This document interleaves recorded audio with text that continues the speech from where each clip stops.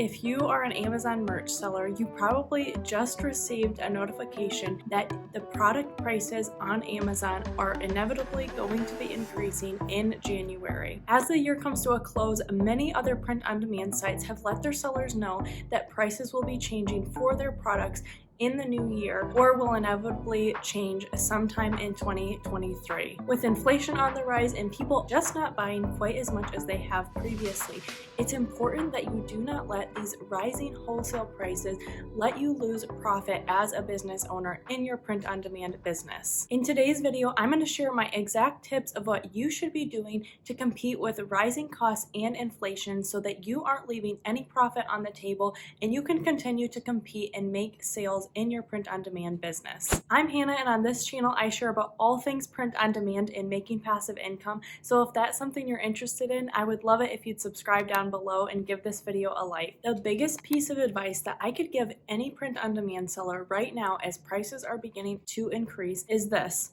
don't eat the costs yourself. Just because prices are increasing doesn't mean that your business needs to suffer. There are a few things that you should be doing to make sure that you aren't the one suffering for this change. Imagine that you are making about $500 in your print-on-demand business right now, profiting on average $5 per shirt that you sell. If suddenly your cost of goods goes up $2, that $500 with no changes made is going to turn into only $300 of profit, which you certainly don't want to see happen.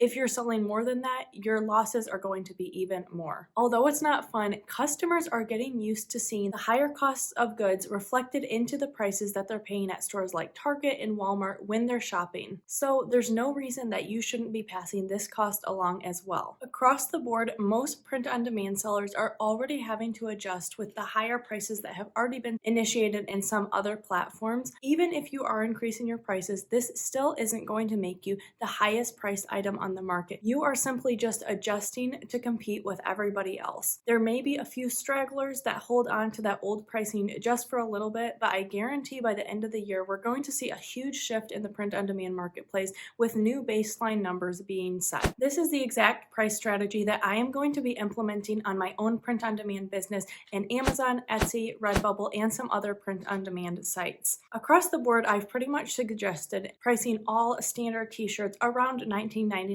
possibly going a bit higher for items that sell really well for you.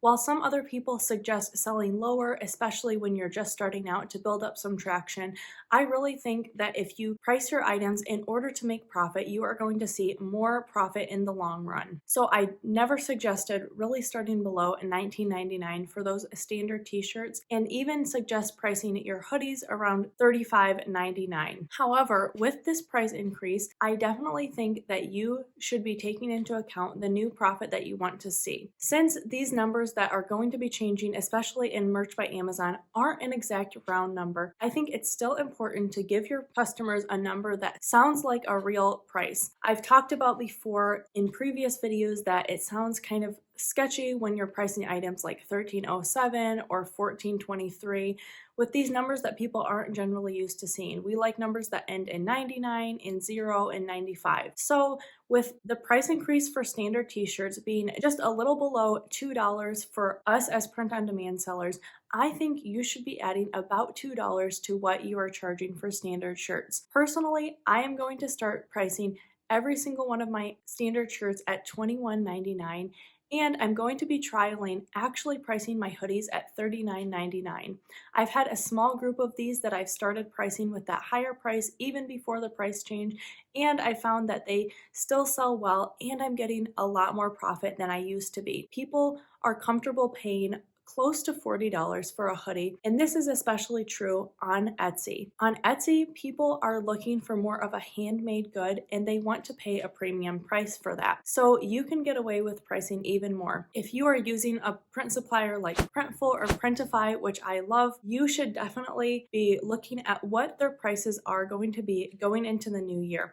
Some of their prices have already changed, and you should start reflecting that in your products. Once again, I think $21.99 is going to be a great price for a t-shirt like a Bella Canvas, and even sometimes a Gildan t-shirt as well. I think this is going to become kind of a new normal for a lot of t-shirts, even at some bigger stores like Target and Walmart, where they can get away with pricing items a little bit lower because of the volume they're buying in. I've seen a lot of t-shirts creeping up to that above $20 range for something a little bit nicer. So I think that as inflation is changing things and prices are just getting higher, paying more than $20 for a t-shirt is just kind of going to become the normal. Unfortunately, a lot of your sites that you sell products on as a print on demand seller do not have a bulk edit feature for pricing, so you're going to have to go in and manually change a lot of your listed prices. It's going to take some time, so I would definitely start getting ahead of this before the price change implements. So take some time in December to go into each of your listings and adjust those prices if you do want to make sure that you're making the same profit in the new year when those prices do change. If you really don't feel comfortable raising your prices that much, I do have a big piece of advice that I would give some Etsy sellers out there. There's recently been a big conversation about what's better to offer, free shipping or paid shipping by your customers. If these rising prices really have you scared to change your t-shirt prices to over $20, what I would suggest that you do for a while, at least as an experiment, is if you have been giving free shipping to your customers, trial having them pay shipping now and then keep your prices the same that you always have. I have tried offering shipping both ways, and to be honest, I really have not seen a big difference in whether I make more sales when I offer free shipping or paid shipping, even though Etsy claims that they boost your listings when you do offer free shipping. I think that the profit that I make, even if I sell a few less listings, is well worth it to charge customers shipping. Usually it's only a few dollars, especially if you're working with a really good print supplier like Printify, so you shouldn't have to worry too much about that. And customers are getting more used to having to pay shipping, especially with a lot of small businesses encountering rising cost of goods. I've seen a lot of shops that used to offer free shipping starting to switch over to a paid shipping by their customers. One thing that as a print on demand seller you also need to be aware of, especially if this is your first year selling on print on demand, that as we close out Q4 and end the holiday season, January tends to be a very dry month for a lot of sellers.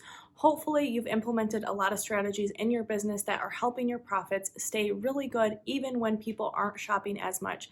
But if you do decide to change your prices and then you see that your sales suddenly drop off in January, this might not be a direct correlation to you changing those prices, as a lot of times profits tend to be a lot lower. So even if you feel like this is not working in January, I would just say trial it for a few months with those new prices and see if you don't continue to make sales further on. I don't want you to be discouraged that your sales suddenly drop off, because while hopefully that doesn't happen, that is very common in print on demand sellers where they make a ton of profit towards the end of the year and then the beginning takes a little bit to ramp up. Another step that you will need to consider if you are going to be changing your prices going into the new year is deciding if you need to inform your customers.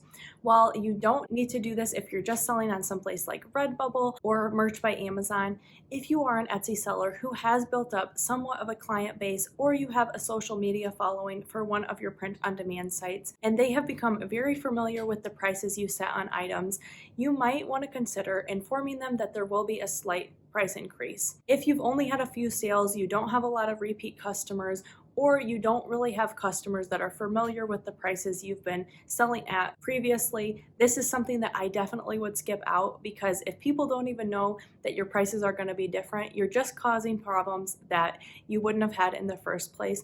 But if you do have a large social media following or a large Etsy shop seller base, it might be a memo that you want to send out. However, it's definitely something that you don't need to do. If you don't put out a memo, it's possible that you could get a few questions and messages from buyers on Etsy, but simply explain with the higher cost of goods that you are seeing and paying for your products, you are just having to increase your prices a little bit to continue to make profit. And I think people are getting really used to hearing this and understand that everyone is facing a higher cost of goods. While changing your prices to reflect rising cost of goods is an amazing step you can do to future-proof your business going into the new year, there are also tons of things that I think you should be implementing in order to grow your business a bunch in 2023. So I've actually put together an entire video for you guys about the 10 things that I would be doing if I were starting my business over in 2023. I don't think you're going to want to miss that. Thanks so much for watching this video, and I'll see you in my next one.